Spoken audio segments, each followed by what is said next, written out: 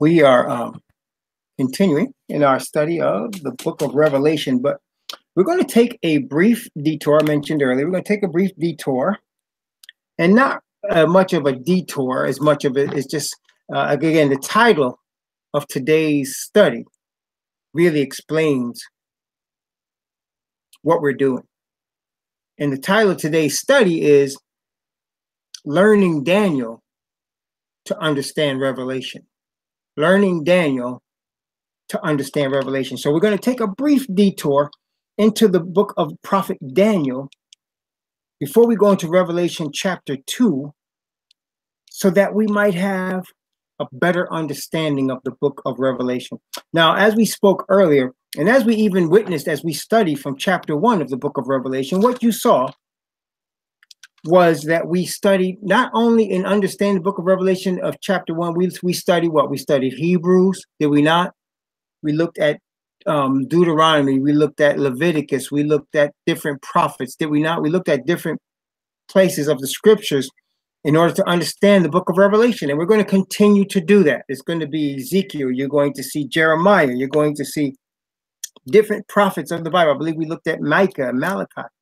We'll be seeing different prophets of the Bible, because all of the Bible prophets come together in the book of Revelation, because they are prophets. What we need to understand about prophecy, many things we talk about with regard to basics of the Bible, and I wanted to make sure we just cover a couple of these. One of them is that we believe. Now, this is the thing, brothers and sisters, I want to just make clear for the listeners. I know you guys hear me say it all the time, but you have to remember we got people listening also, some listening for the first time to some of these broadcasts. So that's why we repeat certain things as well.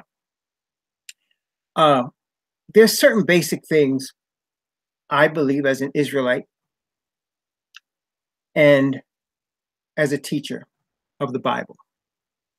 And I believe that the Spirit has appointed me to be a teacher of the Bible. And many bear witness of that. So in saying that, I say this. I believe the Bible, the King James Version of the Bible, is the word of the Most High given to his people for the last days. I believe that. I don't believe in other books. Other books may have some truth in it, and that's fine. But the standard, see, this is what it comes down to me. I'm just expressing this to you. If your spirit bears witness that what I'm saying is true, then praise the Most High. Question comes down to, what is the truth? What is truth? Someone might say, well, truth is the opposite of a lie. Well, what's a lie? What is truth and what is a lie? What determines what is truth? What determines what is a lie? You see, that question determines what many people will believe or not believe. What is truth? What is a lie? Well, for me, truth is defined by the law of the Most High, by his word. When he speaks a word, which I count the Bible as his spoken as well as his written word, that is truth. And specifically, the covenant, which is commonly referred to as the Ten Commandments, is the standard of what is truth. Let me say that again. I'm just expressing my belief as an Israelite.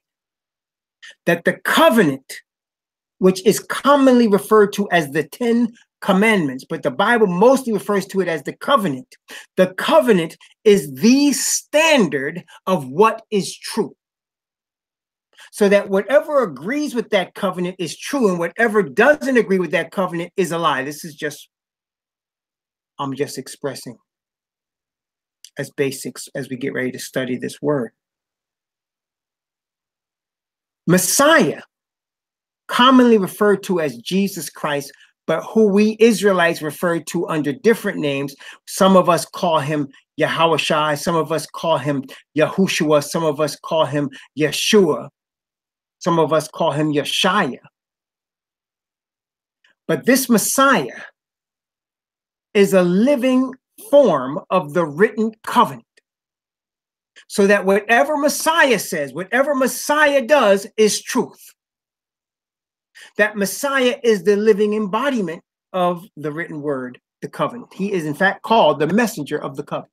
He is the word made flesh. Therefore, he is a witness as to what is true.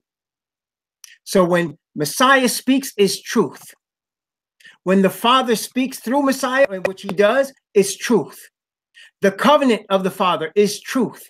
And the Spirit of the Father, which is in harmony with his word, is truth and righteousness. And my goal and the goal of the Israelite nation is to bring honor and glory to our Father, who we all call Yah. Some of us call him Ahaya. Some of us call him Yahuwah. Some of us call him Yahweh. I don't like that one, but that's just me. I call him Yahweh, but all of us call him some form of Yah. Our Father, Yah, is the reason for our existence, to glorify him. And he has shown us that the highest level of glory we can give him is to be a reflection of his character of truth and righteousness, which means we will be obedient to his covenant and we will be in harmony with his Messiah and his word, because they're all in harmony together. Just basic principles I want to break out before we get started. Another basic principle, because we believe that the Bible, this King James Bible, is the word of the Most High Yah to us, because we believe that it never contradicts itself. That the Bible never contradicts itself. And that if it appears to contradict itself, it's not the Bible's misunderstanding, it's mine. Okay? So that it never contradicts itself. And the reason we bring that up is because many people want to argue about points in the Bible that and they debate and argue about things, like people that keep Sunday want to tell us why we shouldn't keep the Sabbath, and we'll show them a Sabbath or several Sabbath scriptures, and then they'll come back with something they believe is a Sunday scripture, and it seems to contradict. Well, somebody is wrong, and we believe that the Bible does not contradict itself. Okay? Just basic principles as we're studying the word. Okay? Praise the Most High Yah. Now, I bring this all out because we're getting ready to get into the book of Revelation some more.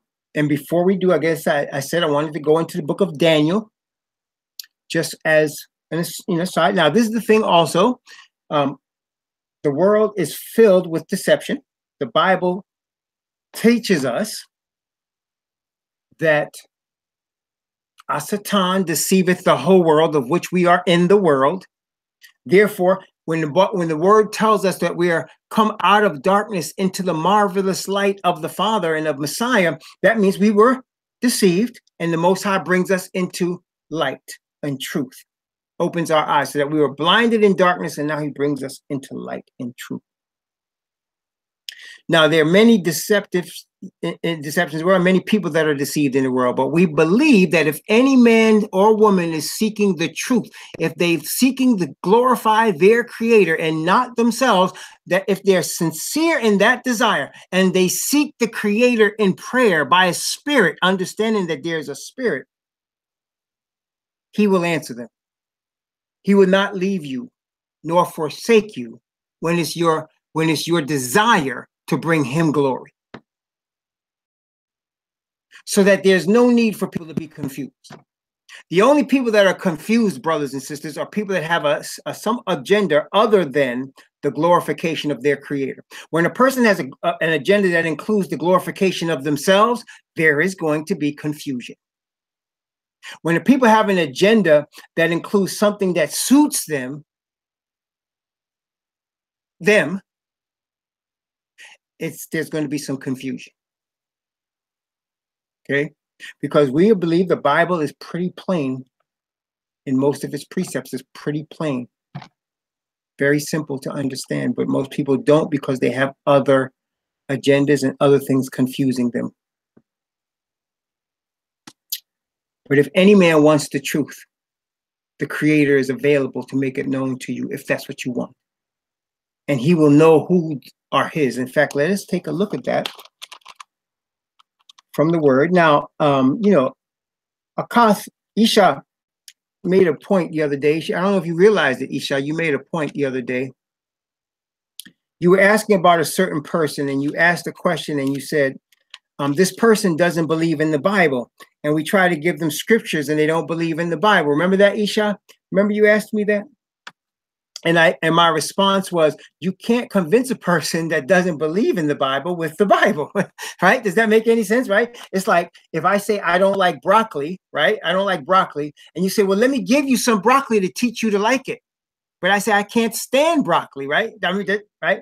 So you can't convince somebody from the Bible that they should believe the Bible. So then, how is a person convinced of the truth that when they don't want the Bible? That's exactly right. Sister Grace has it. The only way any person, any individual, okay? The only way any individual can come to the truth is by the Spirit, the set apart Spirit of righteousness from the Father. That's the only way any individual can come to the truth. Okay? That's the only way. Right? So, and if that's the case, then, right? It's not a matter of necessarily what we say, although what we say becomes a witness, right? It's a powerful witness, what we say. Words are powerful, to make no mistake. But when a person doesn't want to hear the word, it is the Spirit that is upon us that is witness to the person. Does that make sense? And that's not something we can try our hardest to do. It's something that we receive of the Father. I want to say it again. We receive the Father's Spirit, and that Spirit that we receive from the Father is the witness to all people. Okay? I mean, that's real important for us to understand. I mean, because that's in the hardest sense. Now, there are a lot of people that want to hear the word. Matter of fact, the Bible says faith comes by hearing and hearing by the word of the Most High. So the majority of folks will hear the word and the Spirit will testify to their spirit that it is the truth. But there are people that don't want to hear or read the word. And you know, you can understand why if you take their position, because they've been deceived, they've been hurt, they've been misled, they've been bamboozled by so many people claiming to be religious, right? And churches claiming to be religious, and they've been hurt and you know, deceived, right? So that you can't say anything to them without them thinking you're trying to con them or that you yourself have been conned. But your spirit can reach them. The Spirit of the Most High that He puts on you can reach them where your words can't. Does that make sense? And I'm not talking to just Isha alone. This is for everybody, right? So the Spirit can reach them when your words can't reach them. And that's why it's important for you and I as Israelite nation, seekers of the Creator's glory, that we ask for the Spirit of righteousness from our Creator, the Father, Yah. In the name of the Messiah, Yahushua, that we ask for the Father's Spirit, and that the Father put His Spirit on us so that even when we're not discussing the word with people, the Spirit will bear witness with their spirit that His righteousness is upon us and that there is a Creator. That's right. Here, 2 Timothy chapter 2, verse 19. 2 Timothy 2:19. Notice what it says in 2 Timothy 2:19. I normally don't just do one verse, but for this particular situation, I'll make an exception because of what it says. Notice what it says. Nevertheless, the foundation of Yahweh standeth sure, having this seal. Yahweh knoweth them that are His, and let everyone that nameth the name of Messiah depart from iniquity. See? Notice what it says here. It's not telling us in this particular verse that our words are the important thing. It's our departure from iniquity. and he knowing that we belong to him because his spirit of righteousness is on us. See? More than anything else, that's what shows that we belong to him. Remember what Moses said.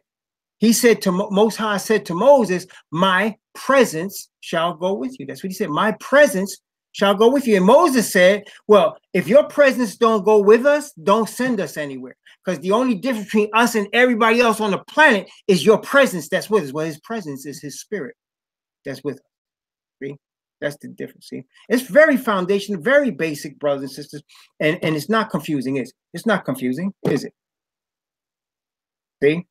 So I know that the Most High knows every man's heart, every woman's heart. He knows. So if somebody is in sincerity and truth, seeking for the glory of their creator, even if they don't know how to call upon his name, his spirit will guide them into truth. He will. His spirit will guide them into truth. His set apart spirit. Especially in these last days where he's trying to reach everybody. Okay? Before it's too late. So that brings us into Daniel. So now let's look at Daniel. And we're going to start at Daniel chapter 1. I'm going to be skipping around for the sake of time. Because remember, we're studying the book of Revelation, but we're making a detour into Daniel so that we can understand Revelation. We're going to come back at some point and study the book of Daniel, also in great detail. But I'm just going to make some points here from the book of Daniel to help us with the prophecies of Revelation. Okay? We might spend a couple of lessons in Daniel, just letting you all know. So let's start off in the beginning of Daniel, and let's look at Daniel chapter 1. Daniel chapter 1. We're going to begin. I'm going to read from verse 1 down to verse 8 of Daniel chapter 1, just to set the tone for the prophecy of Daniel. Notice what it says. In the 3rd year of the reign of Jehoiakim, king of Jehoiada, or Judah, came Nebuchadnezzar, king of Babylon, unto Jerusalem and besieged it. And Yahweh gave Jehoiakim, king of Judah, into his hand, with part of the vessels of the house of Elohim, which he carried into the land of Shinar to the house of his Elohim. And he brought the vessels into the treasure house of his Elohim. And the king spake unto Ashpenaz, the master of his eunuchs, that he should bring certain of the children of Israel, and of the king's seed, and of the princes, children in whom was no blemish, but well favored and skillful in all wisdom and cunning in knowledge and understanding science, and such as had ability in them to stand in the king's palace, whom they might teach the learning and tongue of the Chaldeans. And the king appointed them a daily provision of the king's meat and of the wine which he drank, so nourishing them 3 years, that at the end thereof they might stand before the king.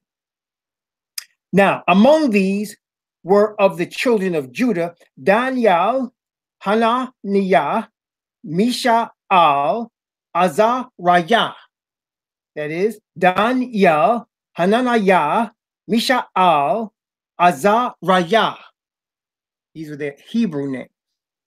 Unto whom the prince of the eunuchs gave names, where he gave unto Daniel the name Belteshazzar, and to Hananiah Shadrach, and Mishael Meshach, and Azariah Abednego.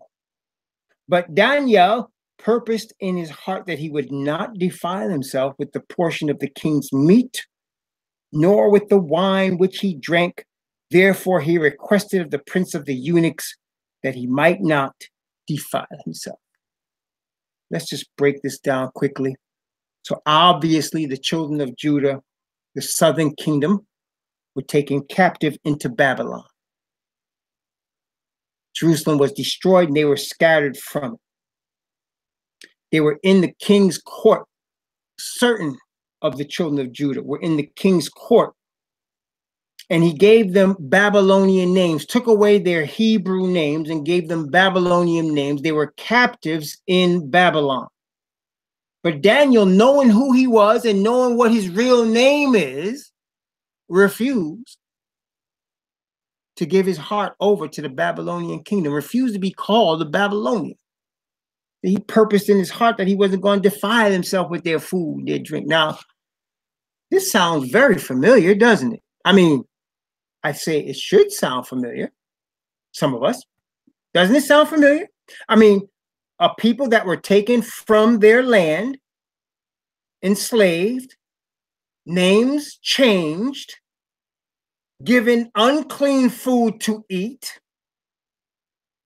But the difference is Daniel, at that time, although they were definitely in a similar position to the Hebrews of today, the Israelite nation today, the African Americans, so-called, they were in a similar situation. They were not in as bad a situation as we are in today.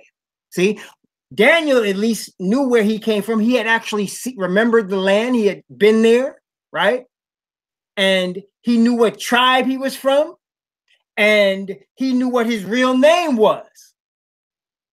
He was actually in a better position than we are today. We're enslaved in this place. We don't even understand. We don't even know what our original names were. So far have we been removed from our land and from where we were. But praise the Most High, he's awakening us, which is why we're here tonight, isn't it? But he purposed that he was not going to defile himself. So with us, our awakening process is the same. Whereas we have to decide we're not going to be defiled with Babylon. Isn't that correct? We have to decide we're going to follow the truth of righteousness, which we are learning as we're coming out of darkness into the marvelous light of our Father. Praise the Most High Yah. So this is the scene. This was the setup. So Daniel and his brethren were being trained as eunuchs by the prince of the eunuchs. And he had 3 years to train them. There was a course of study where they were going to learn the language, they were going to learn the history, they were going to learn the gods, they were going to learn the culture of Babylon. Wait a minute. Does that sound familiar? They were going to learn the language, they were going to learn the culture, they were going to learn the education and the history of Babylon. That sounds familiar too, doesn't it? Well, it should. Now we know from whence we have fallen, don't we?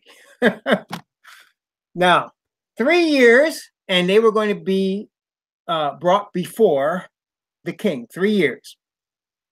Today, what do we call that? We call that a bachelor's degree. Or a master's degree, don't we?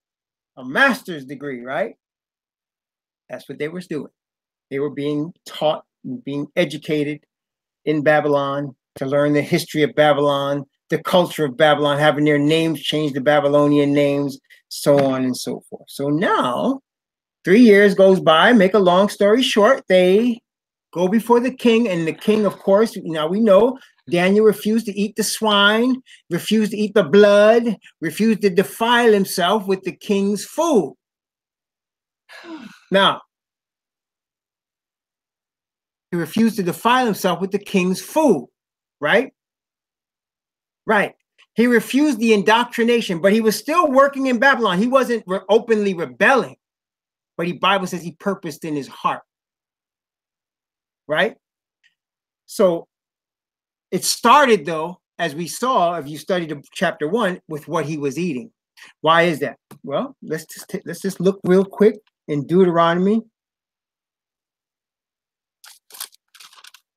Deuteronomy chapter 14. Deuteronomy chapter 14. Notice verse 1 and 2 of Deuteronomy 1, 2, and 3. Deuteronomy chapter 14, verses 1, 2, and 3. Deuteronomy 14, 1, 2, and 3. Notice what it says. Ye are the children of Yahweh your Elohim. Ye shall not cut yourselves, nor make any baldness between your eyes for the dead.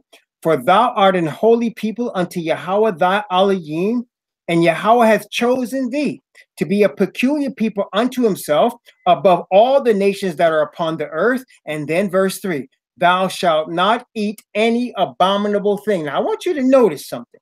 and many times as we studied the book of Deuteronomy, the book of the law, he would say, the Most High would say, when you go into the land, you're going to do thus and so, right? When you go into the land that Yahweh is going to deliver to you, you're going to do thus and so, or you're not going to do thus and so, right? Right? That's what he said, right? But here, notice it didn't say when you go into the land.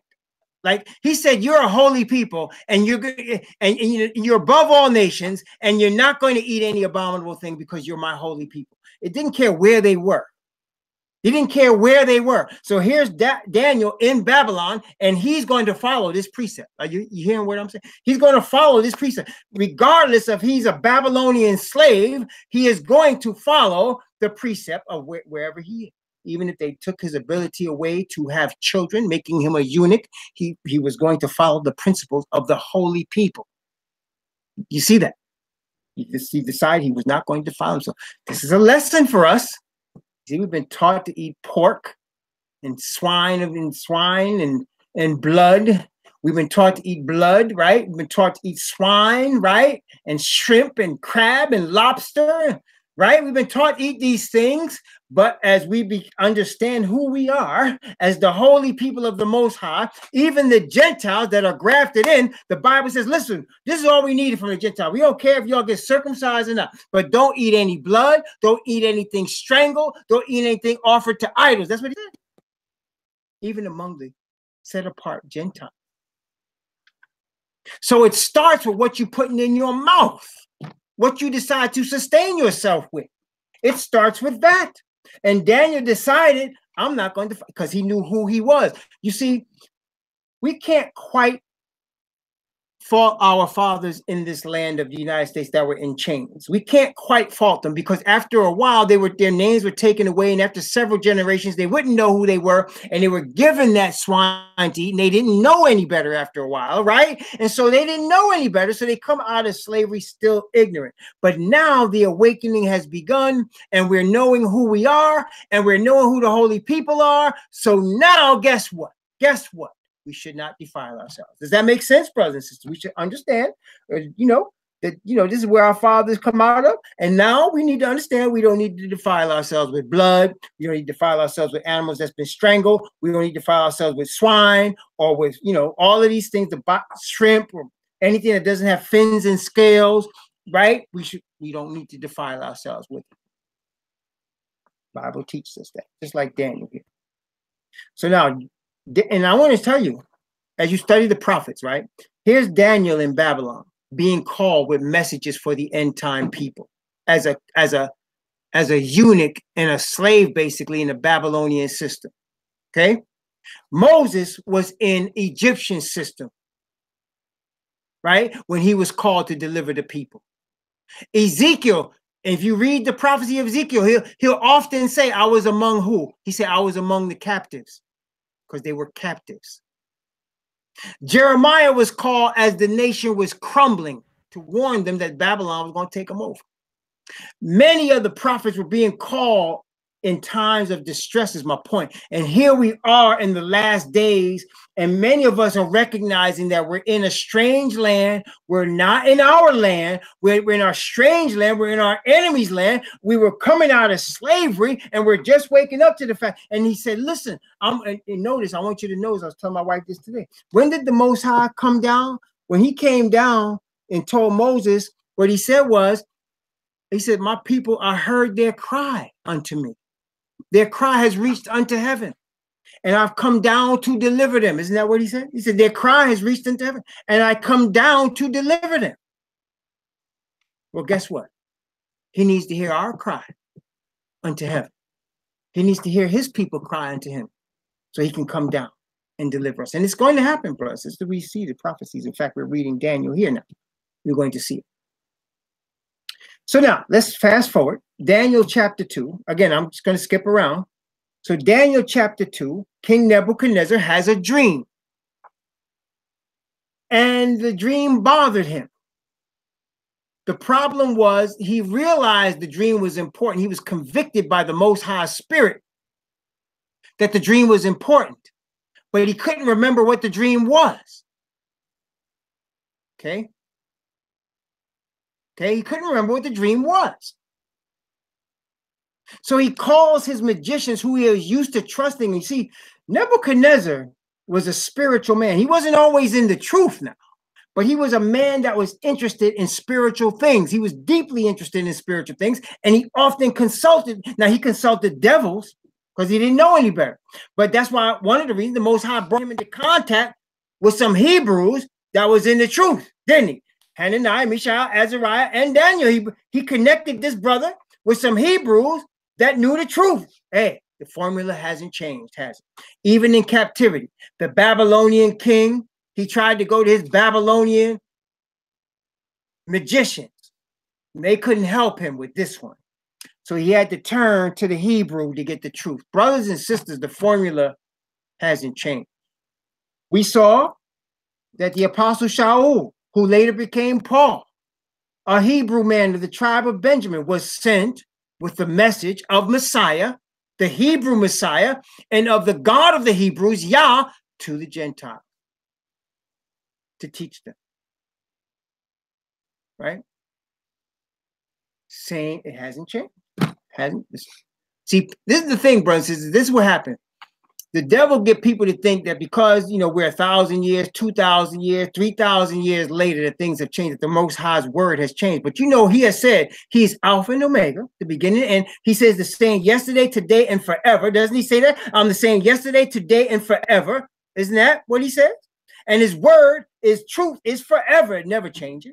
So if that's the case, why would he change what he's been doing? If he's sending the Hebrew prophets out to teach the Gentiles, he think he's going to change that today? No.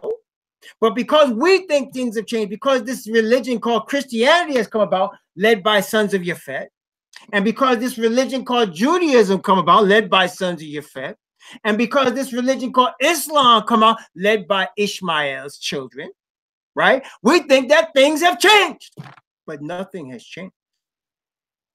Nothing has changed. He's still calling his Hebrew people. He's still calling them to teach. He's still going to bring his truth to them. Most High will reveal nothing, but he revealed his secret to his servants, the prophets, and he's never had a prophet that was in the Hebrew.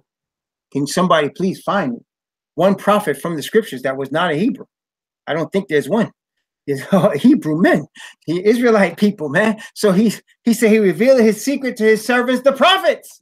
Well, that means the Hebrews. That means the Israelites. And yes, we know he's not talking about them European men that come out of the caves in the mountains of Caucasus. Ashkenaz and Khazar. We're not talking about that.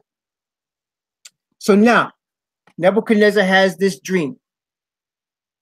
And the dream was important, but he forgot the dream. So he calls upon his magicians and his soothsayers and his astrologers.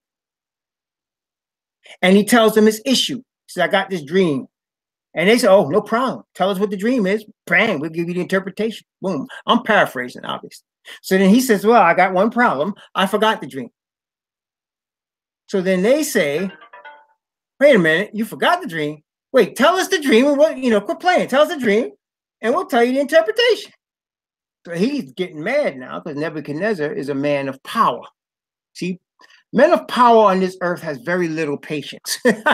People of power on earth that have earthly power, you can forget patience. It ain't part of their makeup. They're not getting where they get in Satan's kingdom being patient. Okay, so he was upset. And he said, listen here, if you don't tell me what I dreamt and what it means, I'm killing all of y'all. Right? I'm killing all of y'all. And let's take it up from Daniel chapter 2. I'm going to begin at verse 8 and go down to verse 13. Daniel chapter 2 from verse 8 to verse 13. Notice what it said. The king answered and said, I know of a certainty that ye would gain the time, because ye see the thing is gone from me. But if ye will not make known unto me the dream, there is but one decree for you, for ye have prepared lying and corrupt words to speak before me, till the time be changed. Therefore tell me the dream, and I shall know that ye can show me the interpretation thereof. The Chaldeans answered before the king and said, there is not a man upon the earth that can show the king's matter. Therefore, there is no king, lord, nor ruler that ask such things as any magician or astrologer or Chaldean, and it is a rare thing that the king requires. And there is none other that can show it before the king except the gods whose dwelling is not with flesh. For this cause, the king was angry and very furious and commanded to destroy all the wise men of Babylon. And the decree went forth that the wise men should be slain. And they sought Daniel and his fellows to be slain. See, Daniel worked in the Babylonian court. Therefore, he was under the same decree. So all the wise men in the Babylonian court were getting ready to be slain, including Daniel and his friends. But there's a difference between Daniel and all the rest of the folks. Because what? Because Most High said, my presence, what? My presence shall go with thee. So his spirit of righteousness resting on Daniel, Daniel answered with the wisdom of the Most High. You see, brothers and sisters, it's not like people are born wise. There's some people that have some wisdom more than others in natural sense, but the wisdom from the Most High comes from above. It comes from his spirit, and he could give it to any of his servants that he wants to. See, he gave it to Solomon, and Solomon was the wisest king ever before he started worshiping other gods. Then he became the biggest fool ever, as you can see when you read his story. He became the biggest fool ever when he started worshiping other gods. The spirit of wisdom left him, but while the spirit of wisdom was upon him, there was none wiser than him. That's an object lesson for all of us. Because in this earth, you got to be wise, man. You really have to know what's going on, because somebody will try to take you. Isn't that true? People will take you, man. They will take you. They will kill you. They will ruin you if given half the chance. Yes, they will. So you got to have a spirit of wisdom and righteousness upon you that will guide you, because there's so many angles people come at you with. Humanly, you know, you be in trouble. But the Most High Spirit will guide us. Praise his name. And as we spoke earlier, Satan has so many different religious and spiritual beliefs on the earth, it can confuse and deceive anybody. But as we said, those people seeking the glory of the creator, of their creator. You see, because any person with any common sense, see, the Bible says a fool says in his heart, there's no God. But a person with any common sense knows that there's a creator behind them, that there's something that created them, that this heart and lungs and body and veins and cells and brain and liver and kidneys and all of these things didn't just come about, that didn't just come by no two Big Bang Theory or no monkey, right? That there's a creator, an intelligent creator behind it. You may not know his name, you may not know anything about a religion, but you know one exists. And if you call upon that creator, seeking his glory and his truth, he'll show you. He'll show you who he is. He'll reveal himself to you, guide you in his truth. He will. And the spirit of righteousness he'll put on you. And he had put it on Daniel. And it was recognized by Arioch, the captain of the guard. Let's take a look. As they were coming to slay Daniel, notice again, Daniel chapter 2 from verse 14 down to verse, down to verse 23. Then Daniel answered and with counsel and wisdom, praise the Most High, to Arioch, the captain of the king's guard, which was gone forth to slay the wise men of Babylon. And he answered and said to Arioch, the king's captain, why is the decree so hasty from the king? Then Arioch made the thing known to Daniel. Then Daniel went in and desired of the king that he would give him time and that he would show the king the interpretation. Then Daniel went to his house and made the thing known to Hananiah, the Mishael, Azariah, his companions, that they would desire the mercies of the Elohim of heaven concerning this secret, that Daniel and his fellows should not perish with the rest of the wise men of Babylon. Then was the secret revealed unto Daniel in a night vision. Then Daniel blessed the Elohim of heaven.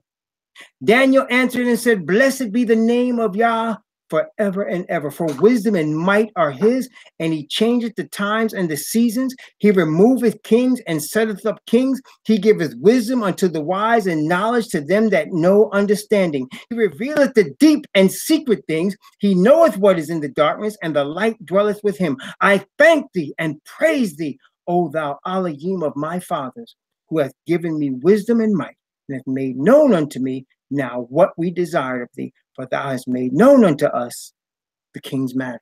Praise the Most High. So brothers and sisters, it's going to come down to this again. As we are coming toward the return of the Messiah, we are again going to be in distressful situations where people are going to be seeking to kill us.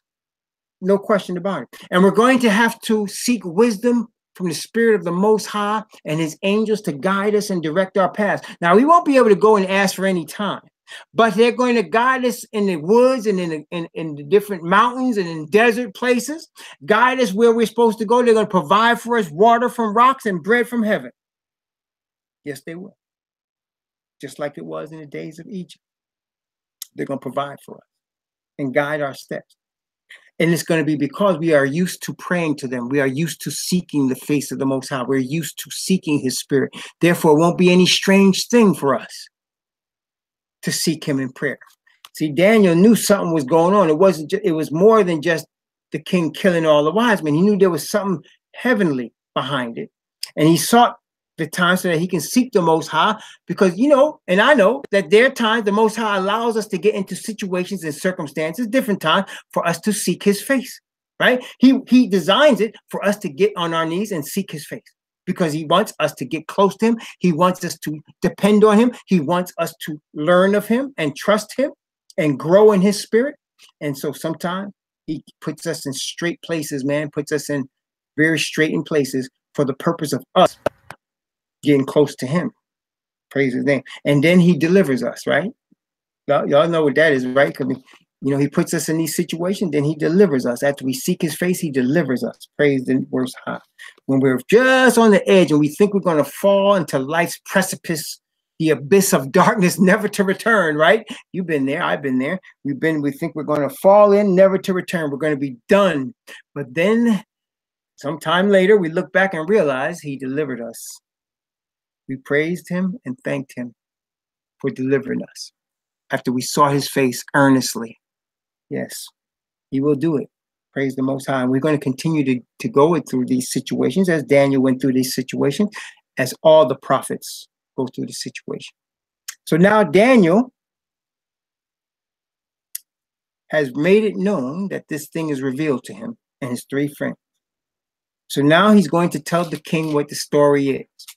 Well, let's take a look at Daniel chapter 2. This is extremely important. I'm not joking, because Daniel chapter 2 is extremely important. It is foundational to the rest of what we study in Daniel, which is foundational to what we study in Revelation. I want to make sure you heard me.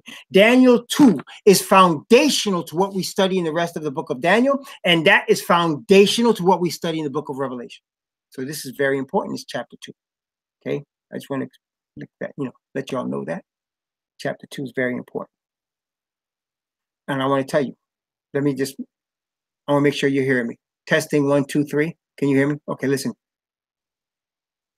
Daniel chapter 2 takes us all the way to the coming of the Messiah. Okay? It takes us all the way. Remember we talked about how Revelation told us past, present, and future? Daniel does too. And Daniel chapter 2 particularly does. Daniel chapter 2 will show us past, present, and future. This is important. Okay, so let's look carefully at this. Daniel chapter 2, from verse 24 down to verse 30. Daniel chapter 2, from verse 24 down to verse 30. Therefore Daniel went in unto Arioch, whom the king had ordained to destroy the wise men of Babylon. He went and said thus unto him, destroy not the wise men of Babylon. Bring me in before the king, and I will show unto the king the interpretation. Then Arioch brought in Daniel before the king in haste, and said thus unto him, I have found a man of the captives of Judah that will make known unto the king the interpretation. The king answered and said to Daniel, whose name was Belteshazzar, art thou able to make known unto me the dream which I have seen, and the interpretation thereof? Daniel answered in the presence of the king and said, the secret which the king hath demanded cannot the wise men, the astrologers, the magicians, the soothsayers show unto the king. But there is a God in heaven that revealeth secrets and maketh known to the king Nebuchadnezzar what shall be in the latter days. Thy dream and the visions of thy head upon thy bed are these. As for thee, O king, thy thoughts came into thy mind upon thy bed. What should come to pass hereafter? And he that revealeth secrets maketh known to thee what shall come to pass. But as for me, this secret is not revealed to me for any wisdom that I have more than any living, but for their sakes that shall make known the interpretation to the king, that thou mightest know the thoughts of thy heart. Let's stop right here. So now Daniel comes in, and notice he said, I have found a man of the captives of Judah. They knew who they were. We're learning who we are, but they knew who they were. He said, I have found a man of the captives of Judah. This Hebrew man, he's going to tell you about your dream, king. He's going to tell you what you dreamt. He's going to tell you what it was. That's right. Right. Yes. It hasn't changed. Hasn't changed at all. So now he tells him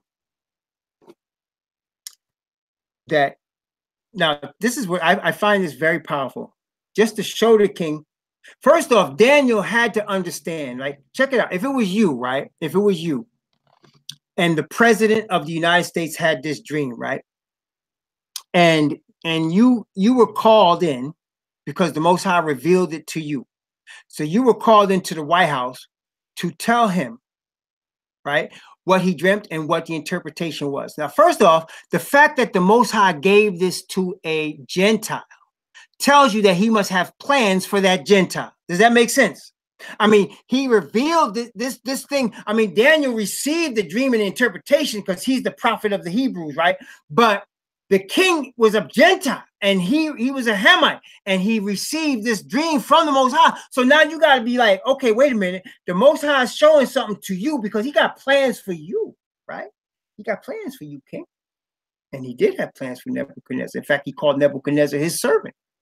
He had plans for Nebuchadnezzar. So before this book of Daniel is over, Nebuchadnezzar is going to get converted to the God of Hebrews, to Yah. He's going to get converted, right? So now he not only that, but he going to tell Nebuchadnezzar, before you fell asleep last night, or whatever night you had this dream, this is what you was thinking. That's powerful, man. So now you're going to tell him, right, before you fell asleep that night when you had this dream, let me tell you what you was thinking that night. So then he tells him, he tells him in verse 29, verse 29, Daniel 2, he says, as for thee, O king, thy thoughts came into thy mind upon thy beds. He's telling you, before you fell asleep that night, this is what you was thinking about. What should come to pass hereafter? Right? What should come to pass hereafter? And he that revealeth secrets maketh known to thee what shall come to pass. So Nebuchadnezzar is wondering about the future. And he's saying, what's in the future? What's out there? What's the creator going to do in the future? What's going to happen to me? What's going to happen to the earth? What's going to happen in the future? He was thinking about the future before he fell asleep. And Daniel, the Most High revealed to Daniel, this is what he was thinking before he fell asleep. Tell him that. Now, Nebuchadnezzar right now is blown away already. He's blown away already, right? I mean, right? I mean, you had a dream and you forgot the dream. So you want to know this dream. So here comes this brother. He comes up to you, right? And he says, yeah, brother, this is what you was thinking right before you fell asleep that day when you had the dream. Now that's going to blow, that right there is going to blow you away, right? And then as you now, being that Nebuchadnezzar was a Gentile, and we know that as human beings, we have tendencies to do what? To worship man, don't we? We have tendencies to worship man, right? So we have tendencies to give honor and glory to man. We don't have a natural tendency to give honor and glory to our creator. That's why only a remnant is going to be saved. But we have great tendencies to give honor and glory to man, right? Something that man creates, something that man does, man himself, woman. We have tendencies to glorify them. So what Daniel does is he breaks it off, starts off like this. He said, listen, because he could tell right now, he's telling Nebuchadnezzar, this is what you was thinking before you fell asleep that night. Now, Nebuchadnezzar's attention he's got his attention, right? Nebuchadnezzar, oh, this boy is bad, man. This is a bad boy right here. He gonna tell me what I was thinking before I fell asleep. So he gonna say, before you get too crazy now and start worshiping me, let me tell you. As for me, verse 30, this secret is not revealed to me for any wisdom that I have more than any living, but why? But for their sakes. Who's there? Verse 30. Who's their sakes? that's the people that are living in the last days. In other words, you and me. But for their sakes, that shall make known the interpretation, right? Because this is for the hereafter. Remember, he said, you're thinking about the latter days. So this is for the people that are going to be living in the latter days. That's why this was given to you, and that's why it was given to me, he's telling them, because this is for people that are living in the latter days. It's for their sakes, right? So he's getting ready now. He's going to not see. So he has to. He's trying to get Nebuchadnezzar getting excited, as you and I would be. Brothers telling us what we dreamt before, what we were thinking before we fell asleep. Now he's telling me what was given to us was for the last day people. Oh, now you got my attention. Now you got me. Okay. All right. Now he's going to show him what he dreamt. Verses 31, from verse 31 down to verse 35. Okay, now you're going to tell him what he dreamt. Thou, O king, sawest, and behold, a great image. This great image, whose brightness was excellent, stood before thee, and the form thereof was terrible. This image's head was of fine gold, his breast and his arms of silver, his belly and his thighs of brass, his legs of iron, his feet part of iron and part of clay. Thou sawest till that a stone was cut out without hands, which smote the image upon his feet that were of iron and clay, and brake them to pieces. Then was the iron, the clay, the brass, the silver, and the gold broken to pieces together, and became like the chaff of the summer threshing floor. And the wind carried them away, that no place was found for them. And the stone that smote the image became a great mountain and filled the whole earth. Now he's showing what he dreamt. So he dreamt what? About an image. He said it was a very bright image, didn't he? He said the brightness was excellent. He said it was a very bright image. And he tells him that the image had several metals. It was several metals was represented in the image. Gold and silver and brass and iron. And then iron mixed with clay was represented in the metal.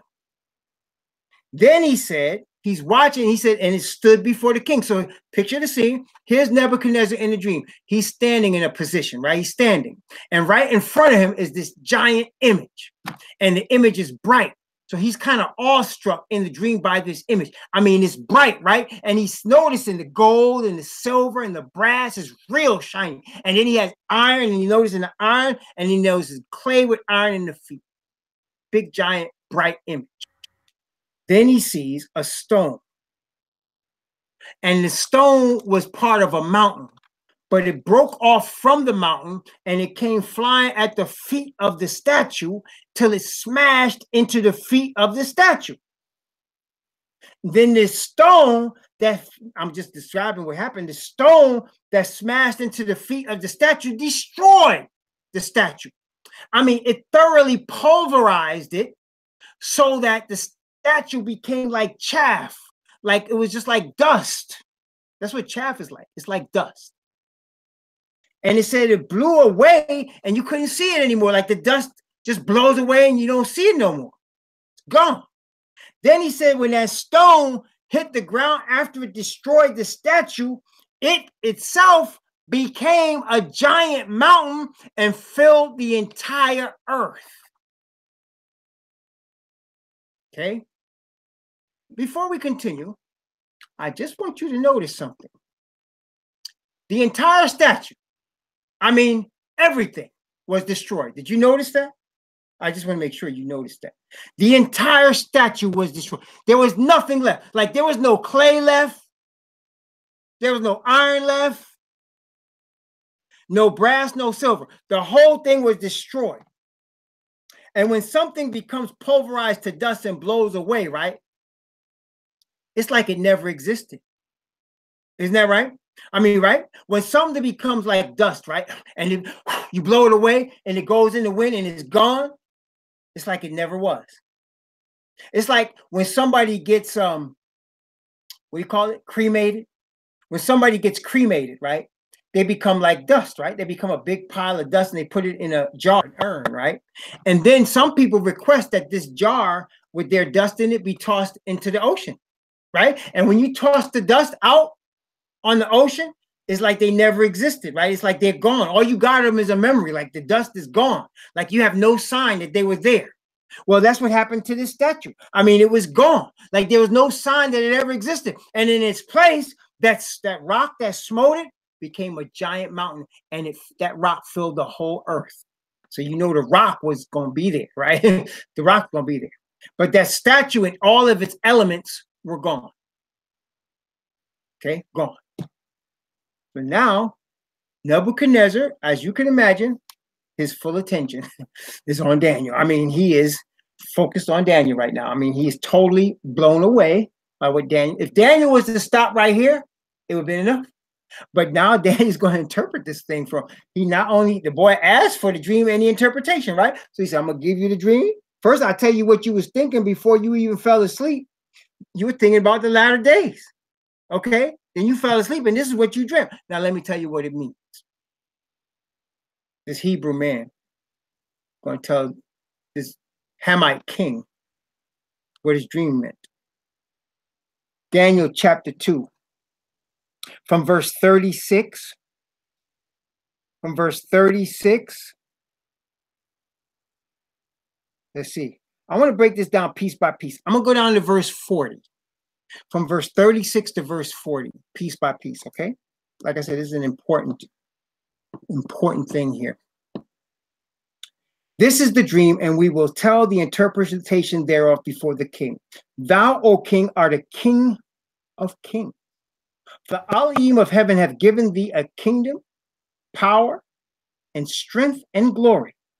And wheresoever the children of men dwell, the beasts of the field and the fowls of heaven hath he given into thine hand, and hath made thee ruler over them all. Thou, King Nebuchadnezzar of Babylon, art this head of gold. After thee shall arise another kingdom inferior to thee, and another third kingdom of brass, which shall bear rule over all the earth.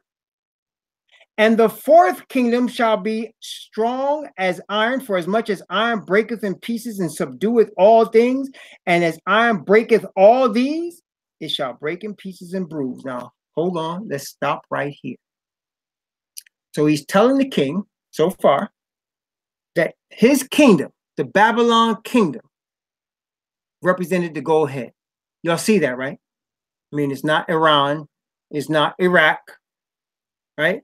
He said his kingdom, the Babylonian kingdom, represented the head of gold, the ancient Babylon kingdom of Nebuchadnezzar.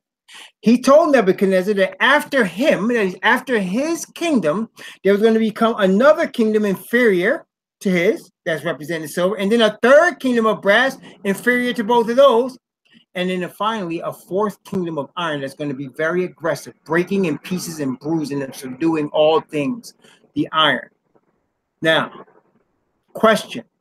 Testing 1, 2, 3. I want to make sure you can hear me. Testing 1, 2, 3. How far, listen carefully, how far down into the statue does the iron go? How far down into the statue does the iron? So the iron goes all the way down the feet, all the way down to the toes, right? Okay. All right. Wait. Okay. Very good. Excellent. Oh, no, yeah. So now the iron represents the legs, right? So now, wait. So whatever the iron represents will be in existence until the stone comes and hits it. Are you hearing me? Right? So if don't go ahead of me. So if the stone didn't come and hit it yet, then it's still in existence today, right? So like whatever the iron is should still be in existence today if the stone hasn't come yet. If whatever the stone is, what you're going to find out, right? Okay, I just want to make sure y'all get that because many people miss that part. Okay, so the iron is in existence today. Okay, all right, just need y'all to catch that part so far. Okay, now let's continue. Verse 41. down to verse 44. Daniel chapter 2 from verse 41 down to verse 44. Whereas thou sawest feet and toes, part of potter's clay and part of iron, the kingdom shall be divided, but there shall be in it of the strength of the iron, for as much as thou sawest the iron mixed with miry clay, and as the toes of the feet were part of iron and part of clay, so the kingdom shall be partly strong and partly broken. Whereas thou sawest the iron mixed with miry clay, they shall mingle themselves with the seed of men, but they shall not cleave one to another, even as iron is not mixed with clay. And in the days of these kings shall the God of heaven set up a kingdom which shall never be destroyed. And the kingdom shall not be left to other people, but it shall break in pieces and consume all these kingdoms, and it shall stand forever. So wait, obviously the stone represents the Elohim of heaven, and it says in the days of these kings. This is important. So that the iron is going to be in existence all the way to today. And wait a minute, as long as the iron is in existence, it's supporting the brass, the silver, and the gold, right? So the iron is the last kingdom mixed with clay, and it's supporting the brass, the silver, and the gold. So the iron, even though it's iron, it's going to subdue all the other nations. It's going to have elements in it of brass and silver and gold. In other words, it's going to have, okay, these other kingdoms represented in it. The fourth one of iron. But it said here, when we read, it said that the Most High is going to set up a kingdom that's going to destroy all these kingdoms, and it's going to stand forever. And just for emphasis, let's look at verse 45, Daniel chapter 2, verse 45. For as thou sawest that the stone was cut out of the mountain without hands, and that it break in pieces the iron, the brass, the clay, the silver, and the gold, the great Elohim hath made known to the king what shall come to pass hereafter. The dream is certain, and the interpretation thereof sure. So he's telling him this is definitely going to happen. Okay, so let's look at the Bible and let's find out. See, people always guess it. Don't guess about things you don't know. Okay, answers found in the scriptures. This is a supernatural book. The answers found in the scriptures. You have to stop being, people have to stop being spiritually lazy, do some fasting and some praying and seek the Creator for answers. Not just 1 or 2 days. It's going to take you months and years to get all this stuff, okay? People looking for answers 1 or 2 days because they used to being in these microwave churches where salvation is raise your hand and you saved, and you know you saved, sanctified, filled with the Holy Ghost, and everything happens so fast. No. No. You got to be studying, praying, and fasting for a while. And the Most High, why? Because he can reveal it to you right away if he wants to. But he want to make sure you study to show yourself approved, as his scriptures say. He want to make sure you putting the time in to glorify him and not yourself. Okay? And he'll show you. All right? But people try to be guessing at this stuff, man, and then they want to argue about their guesswork, and it's just sad. It's just sad and pitiful. I'm not getting into arguments with people about this stuff. I'm not. But he told Nebuchadnezzar that he was the head of gold, okay? So let's let the Bible tell us what kingdom came after Nebuchadnezzar's kingdom. We don't have to guess. It's right here in the book of Daniel. Notice what it says, Daniel chapter 5. Daniel chapter 5. Daniel 5, and we're finding Belshazzar, Daniel's grandson, is now the king.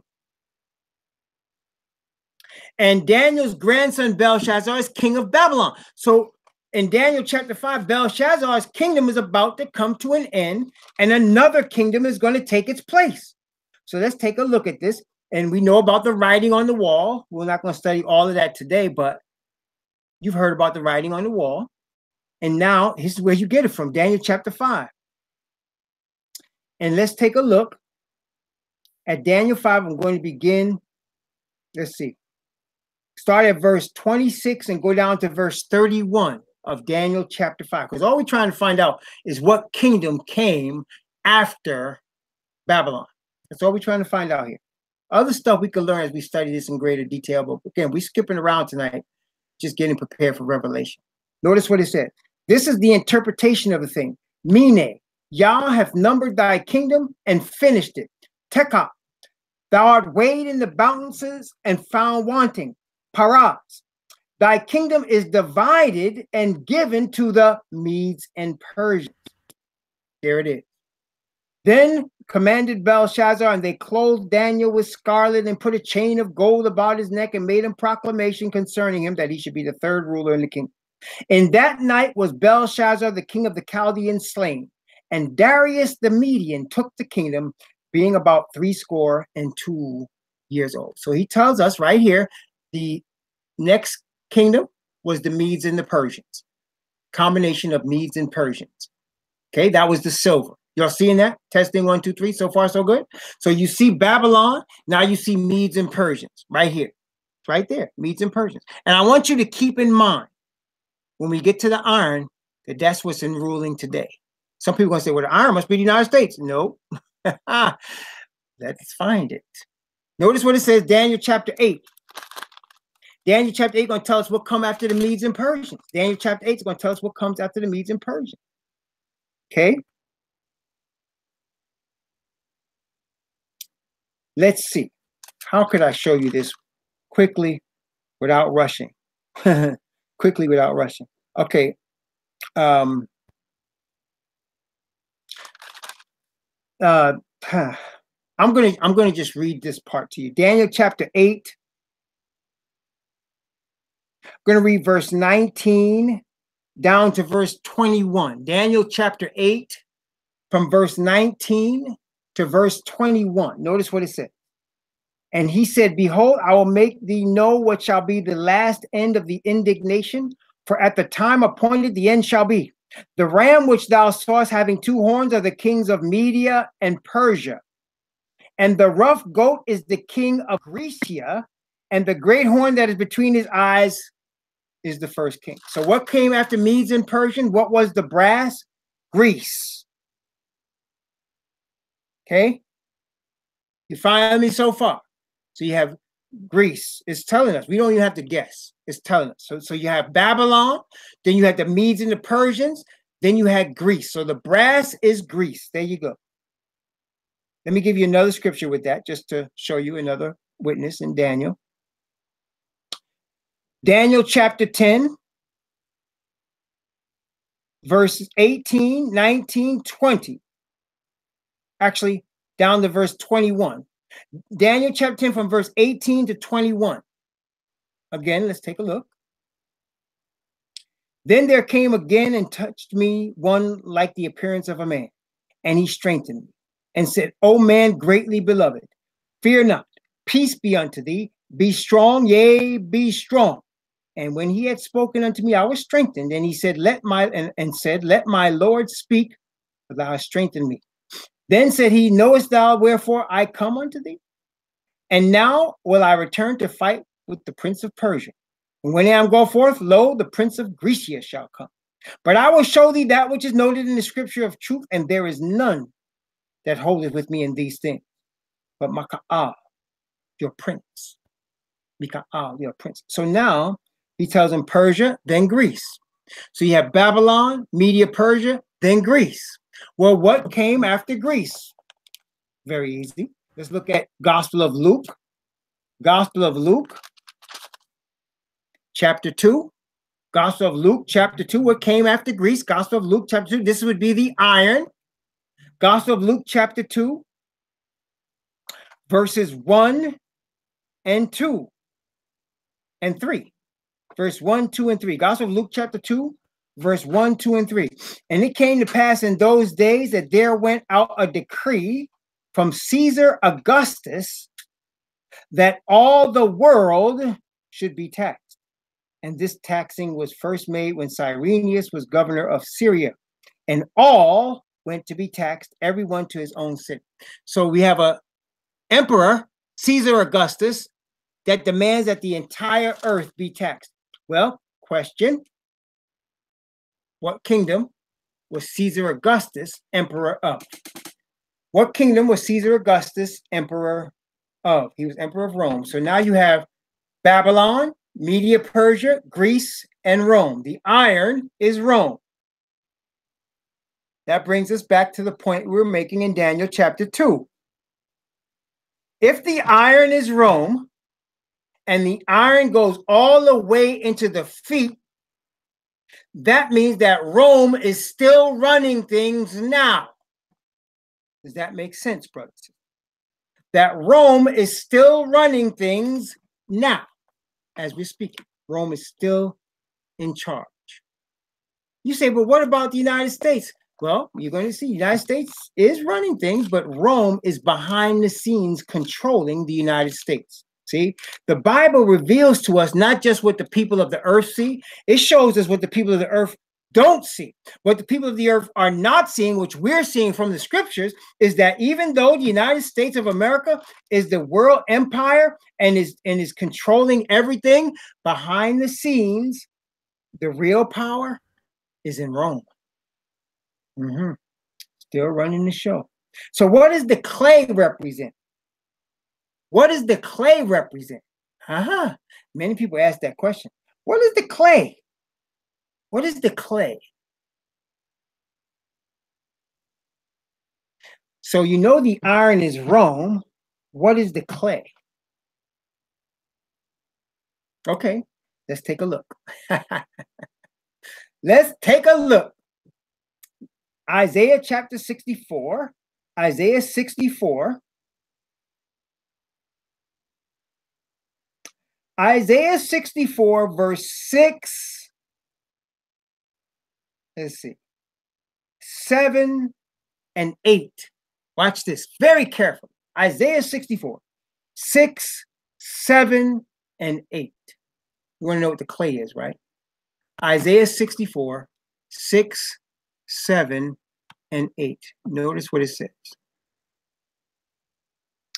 For we are all as an unclean thing, and all our righteousnesses are as filthy rags.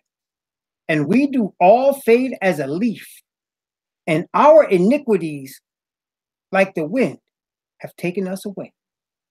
And there is none that calleth upon thy name, that stirreth up himself to take hold of thee. For thou hast hid thy face from us, and hast consumed us because of our iniquities. But now, O Yahweh, thou art our Father, we are the clay, and thou our potter, and we are all the work of thy hands. So wait a minute, in this particular scripture, you're seeing an Israelite being repentant, right? So you're seeing an Israelite acknowledging that their righteousness is filthy rags, that the Father is the potter, and we are the clay. But in that dream, the clay wasn't the Israelite people because they were destroyed, if you recall, right? When you seen that dream in Daniel 2, didn't it say that all of them was destroyed by that stone? So if we are clay, what are those people? Well, those people are also people who have righteousness as filthy rags. They are also an unclean thing. They are also have a father, but it's not our Father. It's like in Revelation, there are two women. One of them has a crown of 12 stars and the other is a whore. One of them is the Most High's woman and the other one belongs to who? The other one belongs to Satan. So the clay that you're looking at in Daniel chapter 2 is the religious powers that are not Rome, but work with Rome, or should I say Rome works with them, that don't belong to the Most High. Can you name some? Yes. All Christianity. Yes, yes. All Hindu, Buddhist, Islam, Judaism. All of that is the clay. Does that make sense, brothers and sisters? All of that is the clay. And Roman Catholicism is the iron. Okay? All right. Everybody got me so far? Testing 1, 2. So as we are the clay of the Most High Yah, and we want him the most, and we're repentant, those people are the clay of their father, the devil. and he molds them, and their righteousness is as filthy rags. And he says they fade as a leaf, and their iniquities take them away. That's right.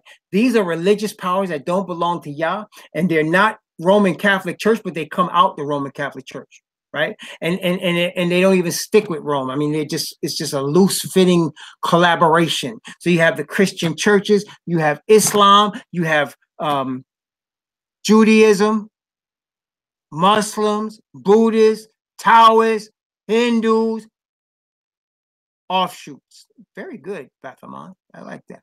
Offshoots. That's correct. Very good. Offshoot. Right. So that's what you got with the clay. So you got the iron and the clay, and they're going to try their best to come together. Try their best to become one. And they will do it for a little while, just about as long as clay can stick to iron. Just for a little bit, until they get destroyed. Right? Till they get destroyed. So that's what they're doing right now. They're coming together. So I'm going to stop here, because now that we know what the four kingdoms are, now we need, yes, ecumenical. Sister Grace, pray, flesh and blood has not revealed it to thee, but our Father which is in heaven. That's exactly what it is. Ecumenism. I'm not sure. I'm not sure. But I know what you're saying, but that's it. Ecumenism. Ecumenism. That's it. Ecumenical movement. That's it. To bring everybody to think they serve the same God, but it's a loosely brought together coalition. So in other words, what we're being shown, check it out, what we're being shown, it's going to appear to have a united front, but they're not as united as they want us to believe. It's like iron and clay. Right? They're not as united as they want us to believe. Now, we are going to be united in the truth of the Most High Yah, because we're united by his spirit. We're united by his word of truth and by our desire. We're united by our desire to give honor and glory to the Creator, right? They will be united in their desire to give glory to man and to Asatan. But even that is a loosely put together structure. They're going to make us, or try to make everybody believe that they're so united, but they're not. Behind the scenes, they even hate each other. That's the truth about it. They even hate each other behind the scenes. They'll just unite to try to destroy Yah's people, but they actually hate each other. But as you can see in Daniel chapter 2, the stone comes, which is the Messiah, bring his kingdom, destroy the whole earth, destroy all of them. Destroy everything like it didn't exist anymore. And his kingdom is going to fill the earth. Okay? Praise the Most High. I'm going to stop here, and we're going to continue. And tomorrow we're going to look at Daniel chapter 7. Okay? So we started with Daniel 2. We're going to skip now. Go to Daniel 7. And then we're going to, after that, we're going to go over to Daniel 8 and 9. And then we're going to come back to Revelation. So tomorrow we're going to do Daniel 7. Okay? Very important. So now you got the order of the kingdoms, and you know we're in Rome's part right now, and we're in the clay. He's got all of these religious powers under his control, loosely, right? And we're going to continue tomorrow. Okay? Let's have a word of prayer.